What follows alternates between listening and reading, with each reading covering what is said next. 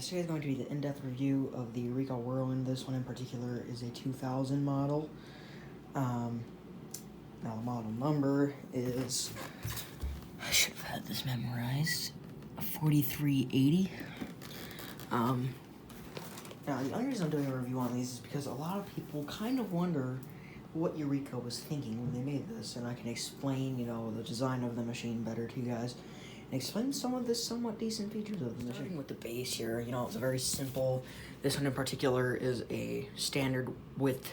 Some of them came in wide path.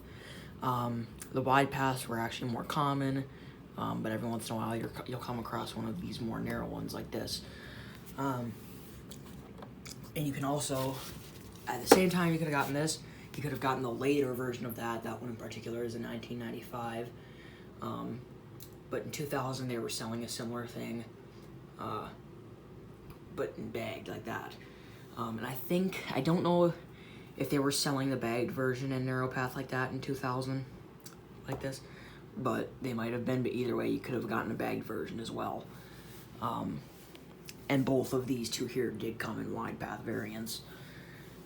Matter of fact, I have the wide path version of that. But yeah, starting out, it was a very simple design, no window or anything, a little bit different than a lot of the other machines at the time because every other company was going for a really wild design. You got your headlight right here. Mine in particular does not work. These had a 12 amp motor. It was called the Eureka Whirlwind. These were basically a budget version of a Dyson. Let's see, what would have been sold around the same time? I don't really know, but these were like a budget version of the Dyson. But you had 3, 4, 5, 6, 7 height adjustments. This one is kind of stiff. Normally they weren't this stiff, but honestly it's kind of a good thing because you do want it to stay. On my wide path Eureka Victory, the wide path version of that, the thing is so worn out that it just spins all over the place and doesn't really do anything. But yeah, you have these little fake notches here, and the ones at the top are for your screws. You pop those 2 screws out and it would reveal the belt and the brush roll. Shut this off. I don't know why that was on. So yeah, headlight right there. Unlike the Victories, there's no filter right here. It's in the back, which I'll show you later. Time for the dreaded bin here. Right here, you pull up, and then it was kind of hinged, and then it would just pop off. And I'll kind of show you guys here. I don't even know what all that dust is from. So basically, how this would work, tip this thing, your dirt would come in right here, your suction was pulling from here, so the only way fine dust could get into that filter is if it made it past the, because this tube leads to that filter. And that tube starts in the cyclone here, so it would spin around and eventually get funneled down here, and it does actually work. When I run it, you might notice it flinging finer debris in here, and your solid debris that's where your main hose inlet is. It would fall right in there, and then any fine debris that did indeed want to fly through from in there would come up through these vents. And then it could possibly get separated with this, or it would go up through that hole and down through this rectangular hole and go into this right here. Now, this may sound confusing, but this is probably going to be one of the best ways to explain this because it's kind of a lot of what happens in here. This right here is kind of just a cheater hole. It doesn't really do anything. It's kind of just there. Matter of fact, I think it is just a hollow hole. I actually couldn't tell you what that does, that one there, but I know this is your main hose inlet that leads right into your hose, and then this one here I think is basically just another vent hole. to allow more airflow in case it gets clogged. That might be what that is. That could be a suction relief. So yeah, in here, this commonly got dirty, and a lot of people thought it was a bad design, which it was, and they thought it was due to just bad quality. It's a bad design, but it's not bad quality. It's actually, the way this works is, like I was telling you, all the suction comes through the back of this filter, and then the dust would come in right here. So the suction has to be pulling from this way. And this whole thing here, that's where the air is. That's where it's getting channeled and sucked in, because there's your filter right there. So basically, if this seal right here is bad, this machine will not function. If this seal right here is bad, this machine will not function whatsoever. Yeah, you can see all kinds of stuff does get in here, but this area is actually meant to get dust on it. So anything that got by this filter would then be caught by this filter, hopefully. And there's a little thing, tray right there. You can see I need to cut this filter to fit. For some reason I sent slightly too large ones. Just cut a little notch out. So now that you guys hopefully have an idea of how this works, and then to empty it, that would flip like that, and there's little hollow areas around here for the fine dust to fall out. And it did indeed work, just not very well. Matter of fact, the Hoover twin chambers were actually a little bit more, they weren't even cyclonic, but they worked better. It was a better separation system. And the only way to fully clean this side you can flip that thing up and wipe it in there. Cross collectors obviously will want the bin to look nice, like this. And you have to take this screw out to release that whole cyclone yellow piece. You have to take at least that screw out. And you can take this screw out and take the whole handle off if you want. This did have a rubber bumper on it, which did its job. It just had standard wheels, not rubber coated or anything. This was your release pedal, which on these, that was really annoying to do. Doesn't really work. You gotta put a lot of pressure on it.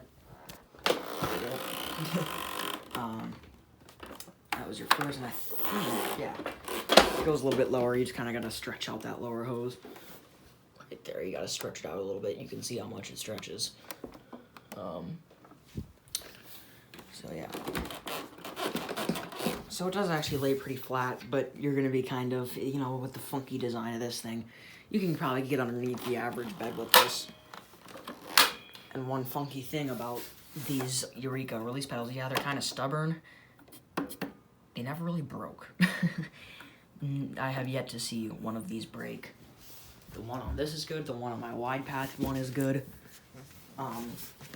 So yeah. Right here you got your HEPA filter, which mine needs replaced. Let's just say I got scammed over on this machine. I ended up paying over $100 for this, which was not the original deal, and the person who shipped it to me basically left me stuck with paying a shipping fee, so I had to pay the shipping fee, which was not cool, but yeah. Filter changing recommendation once every 6 months. Yeah, honestly, I would listen to that. A lot of times they exaggerate, but that's probably true. You probably would, if you actually cared about how this machine infiltrates. If you're a collector, this doesn't really mean anything. Matter of fact, most collectors, I think, take this off to allow more airflow and so that the machine's not straining as much. I keep mine on because this thing is a screamer, and this at least quiets it down a little bit. There was a nice rubber seal. Mine's kind of dry rotted, but it is, you know, a rubber seal. But mine's kind of plasticky now. Obviously my HEPA filter is falling apart, but I leave it in there because it's doing its job.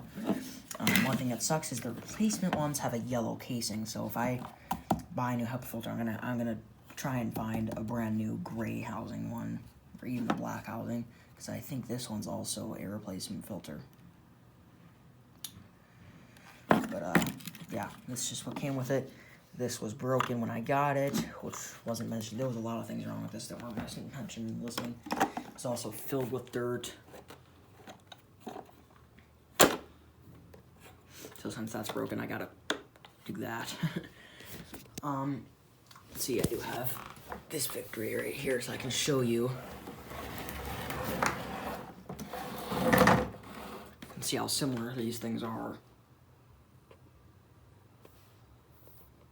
Very similar machines. So this one's missing some of the attachments, and well, it's missing all of them, and the ones that it does have on it aren't the right ones.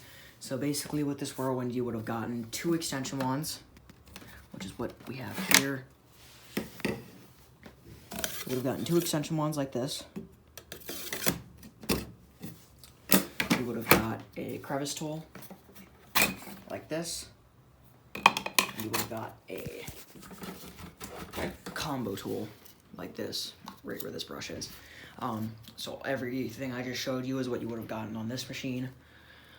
Some particular Whirlwinds I think came with slightly different attachments, but this one in particular came with that. And most of the Whirlwinds came with that. So yes, you did get 2 extension wands, which was a nice feature.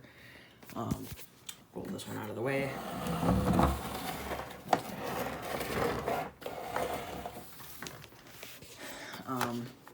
You do have a nice carrying handle here, which I again have yet to see one of these break. It's actually pretty sturdy. It does have a little bit of flexibility in it, which isn't necessarily a bad thing. You kind of want it to have some flex in it, but it's still not broken, and it makes it a lot easier to carry the machine. I still just carry it right there. And these machines are not light. I should just want to, like, compared to this, which is like a feather, this thing's heavy. I don't know what causes it. I don't know if that bin just adds that much more, but I feel like there's something kind of hidden inside of this thing, because this is heavier than the Panasonic right here. Way heavier. Probably half itself. More than that. So let's say this weighs 20 pounds, it weighs 25, or it weighs about 30 pounds. I would have to say this is at least a 22-pound machine. Mine is missing the cap. Normally it would look like this. You can see the cap on this one is loose because they did commonly fall out. Matter of fact, I think this one did fall out at one point and I glued it back in. So I do need to get one of those. Back saver handle. I never really understood it, but basically it makes the handle closer to you when it's reclined, so you're not doing this as much, and you're not sagging your back as much while you're vacuuming. So it kind of puts your arm in a better posture, and I will say, for long periods of time, these back saver handles do make it nicer to use. Another thing was, even when you're leaning all the way down, the handle bends up a little bit, so you're not bending all the way down. You know, it's kind of up here more. Not a huge difference, but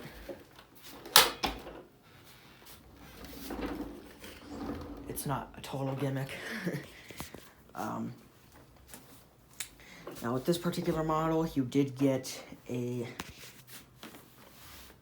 stretch hose.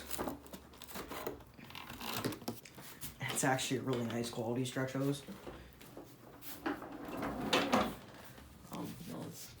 I can reach, the ceiling fan. Oh god, that's way too bright, sorry. But I can reach the ceiling fan.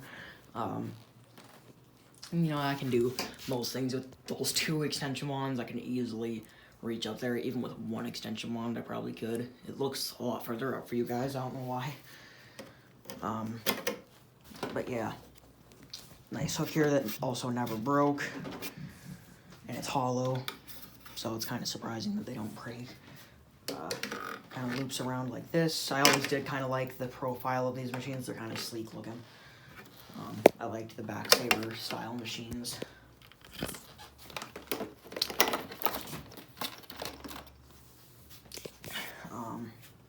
Cord, I think, was just the average 25-foot cord. Actually, back then, the average was around 23, so take back my statement. That's probably like a 23-foot cord.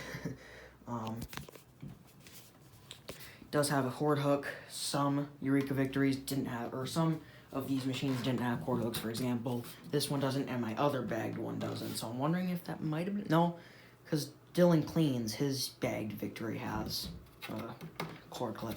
So I think that's just something, and it's not broken off. You can tell there was nothing ever here. You can tell on this one it's clearly molded into the plastic. I never use this in fear that it'll break off, so I never really use this machine in general, but yeah. Power button right there. It did have the clear stretch hose, like I said.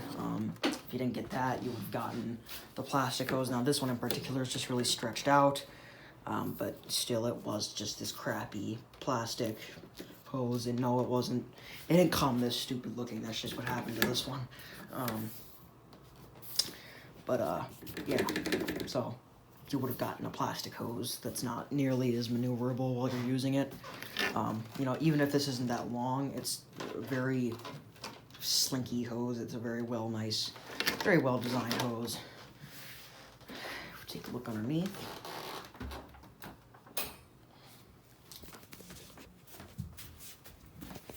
We have basically the brushel that came on every Eureka. This is one of the older. Both of these have the wider adjustment wheels that these older Eurekas had, which I liked because the wider spread wheels made it so they weren't as tippy when you're using the hose, which was nice. These wheels always do seem to last a while, and they spin pretty well. They make a little noise, but nowhere near as bad as like a Bissell or something.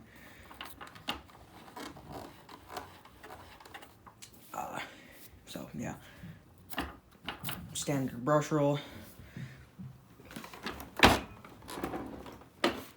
For these filters, you were supposed to replace them every 3 months, which I would honestly listen to. As a matter of fact, it says right on them, I believe. Yeah, every 3 months. So, and these were kind of a pain in the butt to get in here. Kind of gotta finger them a little bit. There we go.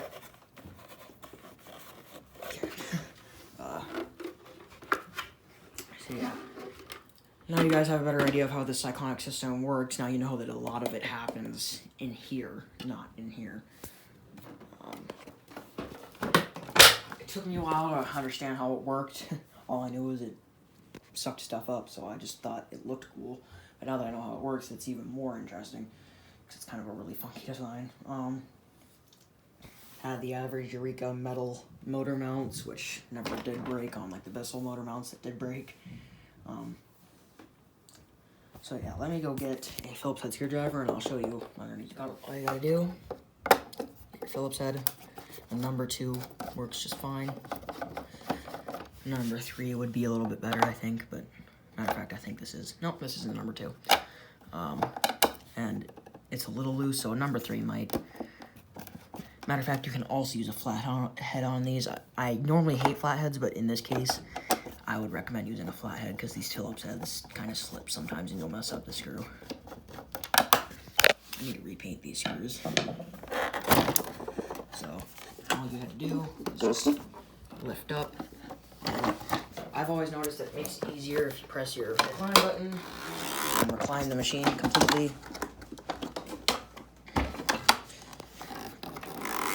Now it's nice and flat. You can lift it off. There you are.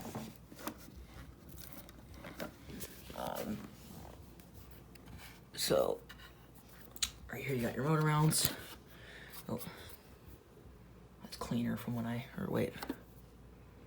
Yeah, that's what I'm hoping. This did have a clear lower hose, which these tend to crack, but in mine is also kind of looking a little funky, but these brush rolls actually did last a while. This one, surprisingly, is in decent condition still.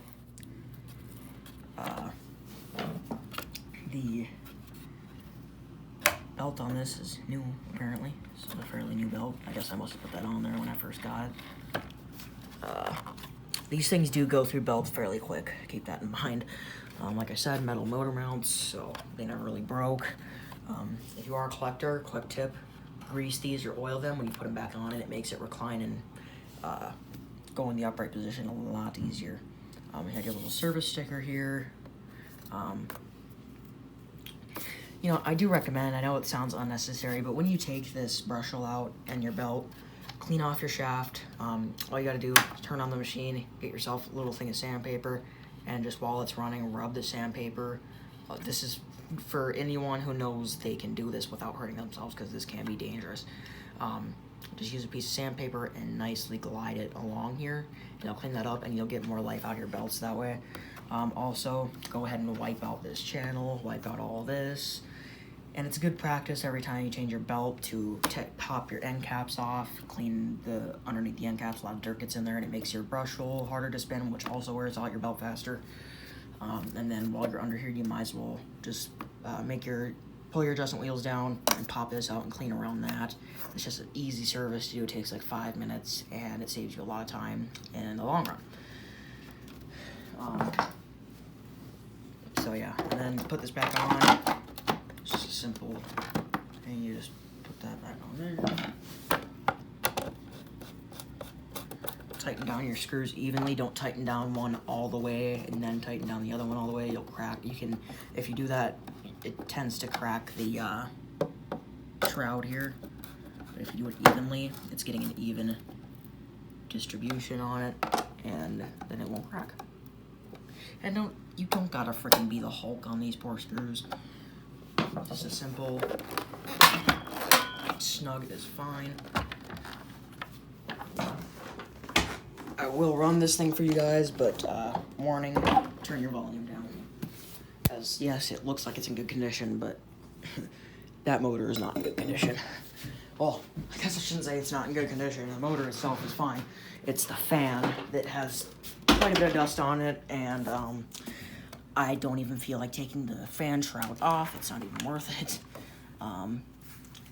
And also, the fans themselves had a balancing issue on these. That's why all these older Eurekas sounded so bad. Sorry, I kind of got a mess going on. That's why all these older Eureka sound so bad, because the quality control back then was really bad, and let's just say it kind of screwed them. These Eurekas didn't sell well, and I'm not bragging, but I'm kind of lucky to have one of these whirlwinds, and I'm lucky to have 2 of the Victories, especially that black one there being in 1995. And I've scored, until I got screwed over on this one, I scored all 3 of them for a good deal, and then the jackass I bought this from had to ruin it.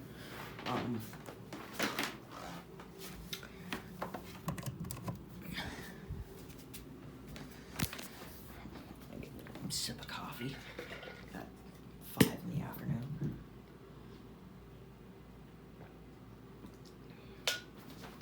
I just woke up, god damn it. On my cord. Alright. Like I said, it's loud. But it does function. I'm going to put it on, since right there. Like I said, these things look small, but they're kind of cumbersome, kind of clumsy to use. All right, headphone warning.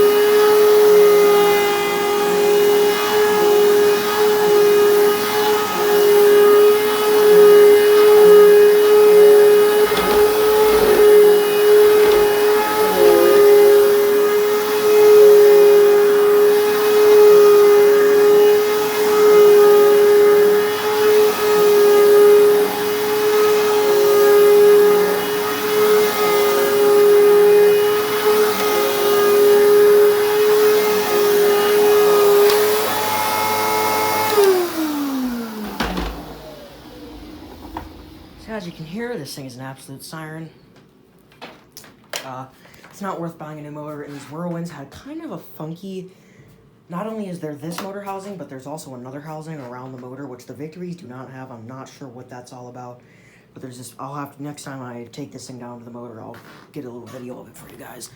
But there's a clear housing around the motor, and I didn't know how to get it off, so I couldn't even really clean the motor on this thing. But as you guys can see, this is filled with fine dust over here, so the Cyclone was doing its job. And then there's more coarse debris in here. I see a little bit of sand. And then right off the bat, this is dusty in here because that's just the way the design works. That's gonna get dusty.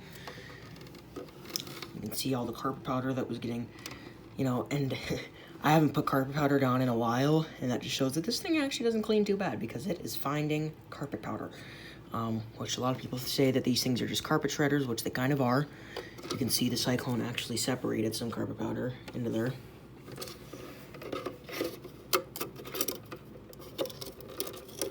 And there's some coarse debris in here. Not much. So yeah, the Cyclone does work. I mean, it's not, you know, anything amazing, but it does do what it's supposed to, just not as well as something like a, you know, Dyson. Because Dysons are the only ones that know how to do a Cyclone properly, because, well, they designed it. So, yeah, keep an eye on this HEPA filter, and every once in a while, run the machine without this HEPA, take it outside. This is for someone who's still using one of these for their house, and this is for collectors too. I've noticed that it helps. Take your HEPA filter off, take it outside if you care about, you know, allergies and stuff, and let it run, and that will allow some dust that's just dangling around in the housing to blow out. But yeah, and these things, I'm gonna have to do a deep clean test on this, but they actually don't do all that bad. They're actually pretty decent machines for cleaning performance. Like I said, it just got a bunch of carpet powder, and I vacuum daily with, I vacuum multiple times per day, and I use the Smart Vac, which scored the highest on this carpet. But the Smart Vac also put these like random burn marks in my carpet because the brush hole is having a slight issue. I vacuum every once in a while with the MV22. I vacuum with my Vertex throughout the day. I vacuum with the Ultima. I vacuum with this Panasonic. I vacuum with the Victory, which not recently because I only brought it down here for this review. But yeah, so these things do actually clean pretty well. I will have to do a deep clean test on it. I have done a pickup test on it. It did horrible on bare floor, but I think it did okay on carpet, surprisingly. But yeah, hope you guys enjoyed, and stay tuned for more. Peace. And don't think I forgot, Happy New Year's.